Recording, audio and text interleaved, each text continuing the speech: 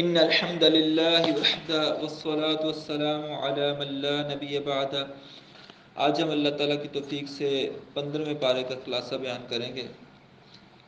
15ویں پارے میں زیادہ حصہ سورہ بنی اسرائیل کا ہے، سورۃ الاسراء کا، اور کچھ حصہ جو ہے وہ سورۃ الکہف کا ہے۔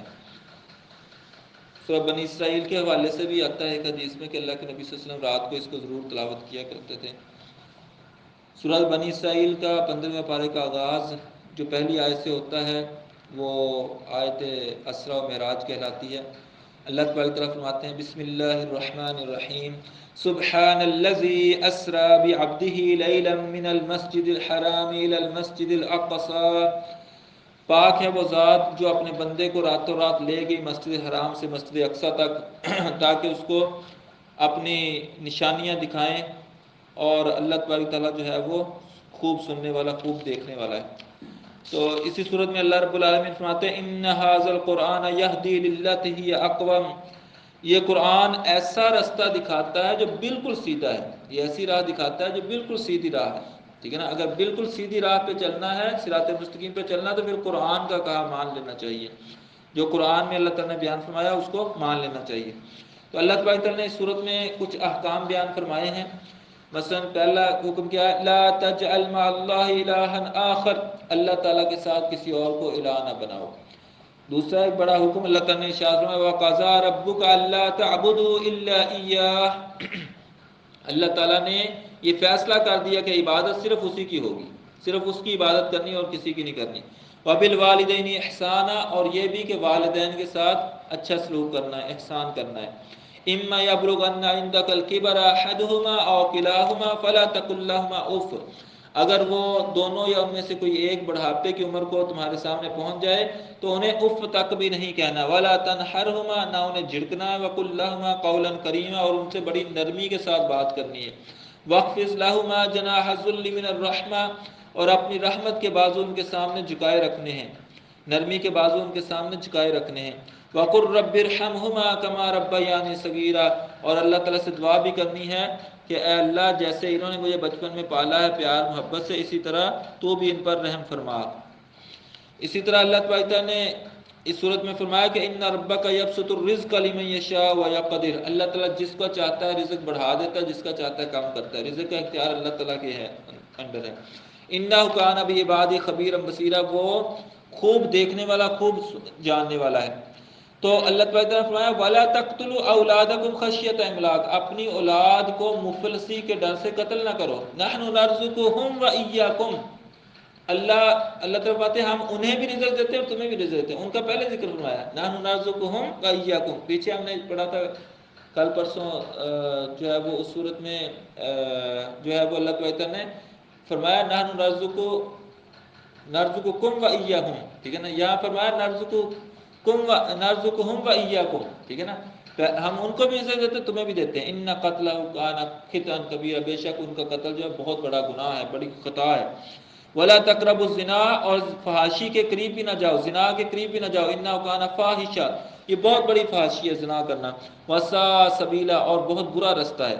وَلَا تَقْتُلُوا النَّفْسَ الَّتِي حَرَّمَ اللَّهُ إِلَّا بِالْحَقِّ، جس جان کو اللہ تعالیٰ نے قتل کرنا حرام ٹھہرایا اس کو قتل نہ کرو، کسی کو بھی ناحق یعنی قتل نہ کرو۔ اور فرمایا ولا تقربوا مال الیتیم، مال یتیم کے قریب نہ جاؤ۔ اور کیا فرمایا واوفوا بالعہد، اپنے وعدے کو پورا کرو۔ ان العہد کان مسئولا، بے شک وعدے کے بارے میں پوچھا جائے گا۔ واوفوا الکیل اذا کلتم، اور جب تم ماپ تول کرنے لگو تو پورا پورا کرو۔ وزنوا بالقسطاس المستقیم، جب تولو کسی چیز کو تو پورا پورا صحیح رکھ کے ترازو کو تولو۔ اور فرمایا ولا تمشی فی الارض مرحا، زمین کے اوپر جو ہے وہ اکڑ کر مت چلو، ٹھیک ہے نا، کہیں تم زمین کو پھاڑ نہیں ڈالو گے، نہ پہاڑوں جیسے لمبے ہو جاؤ گے۔ تو اللہ تبارک تعالیٰ نے اس صورت کے اندر فرمایا کہ قیامت کا آنا یقینی ہے، ٹھیک ہے نا۔ تو آگے سے کافروں نے کہا وَقَالُوا أَإِذَا كُنَّا عِظَامًا وَرُفَاتًا أَإِنَّا لَمَبْعُوثُونَ خَلْقًا جَدِيدًا، کیا جب ہم ہڈیاں ہو جائیں گے اور مٹی ہو جائیں گے کیا پھر دوبارہ ہمیں زندہ کیے جائیں گے؟ تو اللہ تعالیٰ نے کیا فرمایا قُلْ كُونُوا حِجَارَةً أَوْ حَدِيدًا، تم پتھر ہو جاؤ یا لوہا ہو جاؤ، لوہا بن جاؤ یا پتھر بن جاؤ، ٹھیک ہے نا۔ او خلقا مما یکبر فی صدورکم، یا تمہارے دل کے اندر کوئی اور چیز آتی ہے نا تو وہ چیز بن جانا۔ فَسَيَعْلَمُ، پھر بھی تمہیں اللہ تبارک تعالیٰ ضرور جو ہے نا وہ زندہ کر دے گا قیامت کے دن. قیامت کا آنا بالکل حق سچ ہے، اس کے اندر ذرا بھی شک والی بات نہیں ہے. پھر آگے اللہ تبارک تعالیٰ نے فرمایا کہ قُلِ ادْعُوا الَّذِينَ زَعَمْتُم مِّن دُونِهِ فَلَا يَمْلِكُونَ كَشْفَ الضُّرِّ عَنكُمْ وَلَا تَحْوِيلًا، جن کو تم اللہ کے سوا پوجتے ہو پکارتے ہو، او اللہ کے جو سوا ہیں وہ تمہیں کسی چیز کا اختیار نہیں رکھتے، نہ تم سے کسی ضرر کو دور کر سکتے ہیں، نہ کوئی تمہیں تکلیف دے سکتے ہیں، نہ کوئی نفع دے سکتے ہیں. تو اسی طرح یہاں پر اللہ تعالیٰ نے فرمایا کہ کافر لوگ آپ سے بڑے مطالبات کرتے ہیں کہ آپ جو ہے نا وہ آپ کے پاس جو ہے وہ کچھ سونے کی چاندی کا گھر ہونا چاہیے، یا آپ ایک سیڑھی لگا کر آسمان کی طرف چڑھ جائیں، وہاں سے کتاب لا کے ہمیں اتار کے دکھائیں. اس طرح کے مختلف مطالبات کرتے ہیں. تو اللہ تعالیٰ فرماتے ہیں قل سبحان ربی هل كنت الا بشر رسول، آپ ان سے فرما دیجئے میرا رب پاک ہے، میں تو ایک بندہ ہوں اللہ تعالیٰ کا، بشر ہوں، بشر رسول ہوں. ٹھیک ہے نا. اور اللہ تعالیٰ فرماتے ہیں کہ قل لو کان فی الارض ملائکہ، اگر زمین کے اوپر فرشتے ہوتے، یمشون مطمئنین، وہ زمین پر اطمینان سے چلتے پھرتے ہوتے، لنزلنا علیہم من السماء ملکا رسولا، تو ہم آسمان سے ان کے لیے جو رسول بھیجتے، وہ بھی کون سا بھیجتے؟ نوری فرشتہ ہی بھیجتے. اگر زمین کے اوپر فرشتے رہتے ہوتے تو نوری فرشتہ رسول بن کے آتا. اب زمین کے اوپر انسان رہتے تو اللہ تعالیٰ نے انسانوں کو ہی جو ہے وہ رسول بنا کر بھیجا ہے. اور یہ انسانیت کے لیے بہت بڑے فخر کی بات ہے کہ ان میں سے اللہ تعالیٰ نے رسول بنا کے بھیجا ہے. تو پھر اللہ تعالیٰ نے آگے فرمایا کہ ہم نے موسیٰ علیہ السلام کو آتینا موسیٰ 9 آیات، 9 بڑی بڑی نشانیاں عطا فرمائی تھی، 9 بڑے بڑے معجزات عطا فرمائے تھے.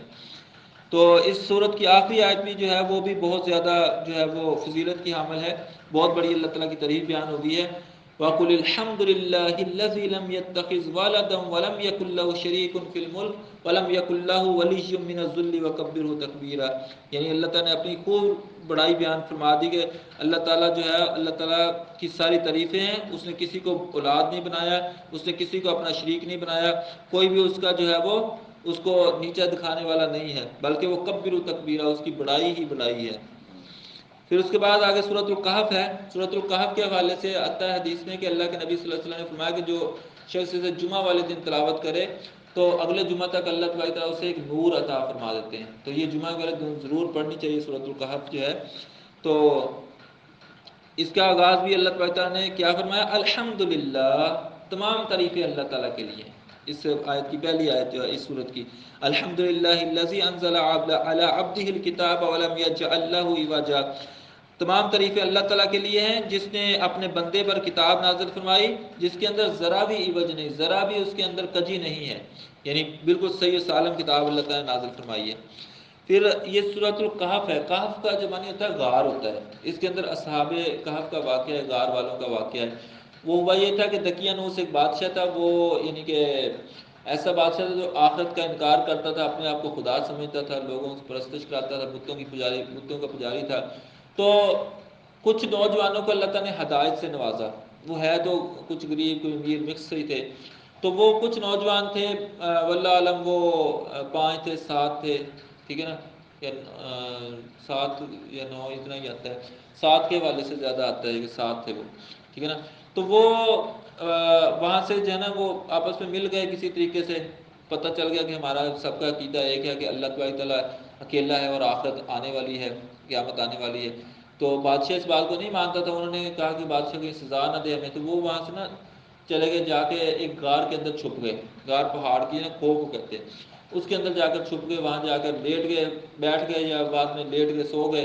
تو وہاں ایسے سوئے کہ اللہ تعالیٰ نے 309 سال تک سلائے رکھا، ٹھیک ہے نا. تو 309 سال تک وہاں سوئے رہے وہ. اور پھر جو ہے وہ اللہ تعالیٰ نے، اللہ تعالیٰ کی قدرت کی نشانی ہے. اللہ تعالیٰ فرماتے ہیں وَاتَرَ الشَّمْسَ إِذَا طَلَعَتْ تَزَاوَرُ عَنْ كَهْفِهِمْ ذَاتَ الْيَمِينِ وَإِذَا غَرَبَتْ تَقْرِضُهُمْ ذَاتَ الشِّمَالِ. جب سورج نکلتا تو سامنے اس کو پڑنا چاہیے تھا نا، تھوڑا وہاں رستہ تھا نا، وہاں سے سیدھی ان پر دھوپ پڑنی چاہیے تھی. تو سورج تھوڑا سا ادھر ہو کے نکلتا تاکہ ان پر دھوپ نہ پڑے، اور جب غروب ہوتا تب بھی ادھر ہو کے جاتا کہ کہیں ان پر دھوپ نہ پڑے سیدھی. تو اللہ تعالیٰ نے کیسے قدرتی طور پر ان کا انتظام فرمایا. تو 309 سال بعد وہ جاگے ہیں اور آپس میں بات کرتے ہیں، کم لبثتم، ہم کتنی دیر ٹھہرے رہے. وہ کہتے ہیں قالوا لبثنا یوما او بعض یوم، ہم ایک دن یا دن کا کچھ حصہ یہاں پر ٹھہرے ہیں. دیکھو اللہ کے کتنے بڑے ولی ہیں اور انہیں پتہ ہی نہیں کہ 309 سال گزر گئے ہیں، ایک دن نہیں گزرا، کئی دن گزر گئے ہیں۔ تو خیر انہوں نے کہا یار کھانے پینے کا کوئی انتظام کرو، بھوک لگی ہوئی ہے، ٹھیک ہے نا۔ تو دیکھا کسی کے پاس تھوڑے بہت پیسے تھے، ٹھیک ہے نا، وہ پیسے لے کر بازار میں گیا، جا کے وہاں پر جو ہے وہ جب پیسے دینے لگا تو انہوں نے دیکھا لوگوں نے یہ تو پیسے 300 سال پرانے پیسے ہیں، یہ تو اب چلتے ہی نہیں ہیں، وہ تو دقیانوس کے دور کے بادشاہ کے دور کے، یہ تو اور دور چل رہا ہے۔ انہوں نے کہا بھائی یہ کہاں سے خزانہ ملا تمہیں؟ اس نے کہا یہ خزانہ تو کوئی نہیں ملا، یہ تو میں تو کل ابھی لیے ہیں۔ کل کہاں سے؟ دقیانوس بادشاہ نہیں ہے؟ نہیں بادشاہ نہیں ہے۔ یہ کیا بات ہوئی؟ اچھا وہ بڑا حیران ہوئے، سارے حیران ہوئے، بہرحال وہ نہ چاہتے ہوئے اس کو بتانا پڑا۔ پھر وہ سارے وہاں بردار میں پہنچ گئے، ٹھیک ہے نا، ان سے ملاقات کی، بعد میں وہ پھر دوبارہ لیٹ گئے، پھر دوبارہ سو گئے، اللہ تعالیٰ نے ان کو سلا دیا، موت کی نیند سنا دی، ٹھیک ہے نا۔ تو یہ واقعہ جو ہے سورۃ الکہف میں اندر آتا ہے، اس لیے اس کو الکہف کہتے ہیں۔ اسی طرح اس کے آگے جو ہے وہ آگے جا کر واقعہ جو ہے وہ حضرت خضر علیہ السلام کا اور موسیٰ علیہ السلام کا بھی آتا ہے، وہ انشاءاللہ کل بیان ہوگا۔